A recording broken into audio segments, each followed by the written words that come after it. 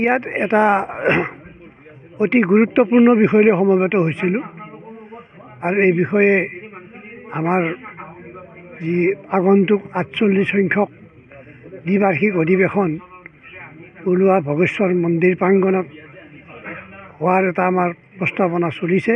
তাৰে সভাপতি হিচাপে আমাৰ যিখন অভ্যৰ্থনা সমিতি তাৰে আমাৰ মিটিঙত এটা সিদ্ধান্ত হৈছিল যে আমাৰ এই অঞ্চলৰ সৰ্বৰহী ব্যক্তি শ্ৰীযুত নগেন চৌধুৰীদেৱক সভাপতিত্বত আমাৰ এই কমিটিখন গঠন হ'ব লাগে। তাৰ উদ্দেশ্য হ'ল যে আমাৰ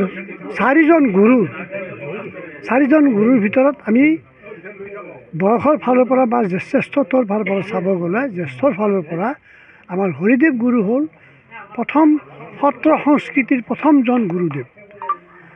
বৈষ্ণৱ গুৰুৰ চাৰিজনৰ ভিতৰত তেওঁ প্ৰথমতে সত্ৰ সংস্কৃতি আৰম্ভ কৰিছিল আৰু প্ৰথম সত্ৰখন পাতিছিল বহৰীত, বৰপেটা জিলাৰ।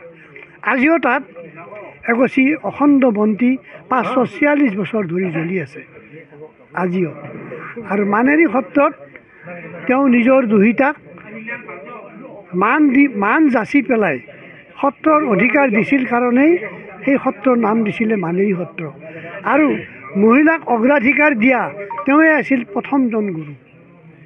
আজি আমাৰ চৰকাৰীভাৱে মহিলা সবলীকৰণ বহুত আঁচনি আছে, কিন্তু আজিৰ পৰা ৬০০ বছৰ আগত আমাৰ বৈষ্ণৱ গুৰু আদি গুৰু হৰিদেৱে তেতিয়া তেওঁৰ দুহিতাক সেই সত্ৰৰ দায়িত্ব দি সন্মান যাচিছিল, মান কৰিছিল, আৰু সেইকাৰণে এই সত্ৰৰ নাম হৈছিলে মানেৰী সত্ৰ।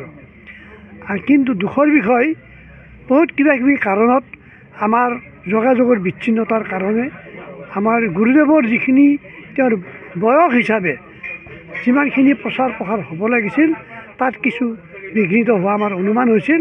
কিন্তু সৌভাগ্যৰ বিষয় আজি কিছুদিনৰ পৰা এই গতি অধিক ত্বৰান্বিত হৈছে আৰু সেই সূত্ৰে আমি আশা কৰিছোঁ যে এই যি বজাৰী অঞ্চল, যি অঞ্চলৰ নাম অসমৰ ইমূৰৰ পৰা সিমূৰলৈ সকলোৰে মুখে মুখে যে শিক্ষা সংস্কৃতি আদিৰ জগতত আগবঢ়া যদি এটা অনুষ্ঠান আছে, এখন ঠাই আছে, তেতিয়াহ'লে সেইটো হ'ল বজালী।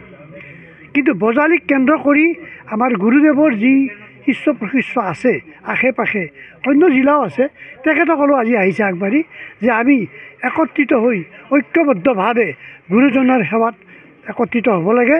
আৰু গুৰুজনাৰ সেৱাৰ কাৰণে আমি নিস্বাৰ্থভাৱে ব্ৰতী হৈ পেলাই সকলোৱে আগবাঢ়ি যাব লাগে, যাতে আগন্তুক অধিৱেশন সাফল্যমণ্ডিত হোৱাৰ উপৰিও গুৰুজনাৰ প্ৰসাৰ আৰু প্ৰসাৰত অধিক ফলপ্ৰসূ গতি লাভ কৰে। যিকোনো খবৰৰ বাবে যোগাযোগ কৰক 7099017330 অথবা 7099017390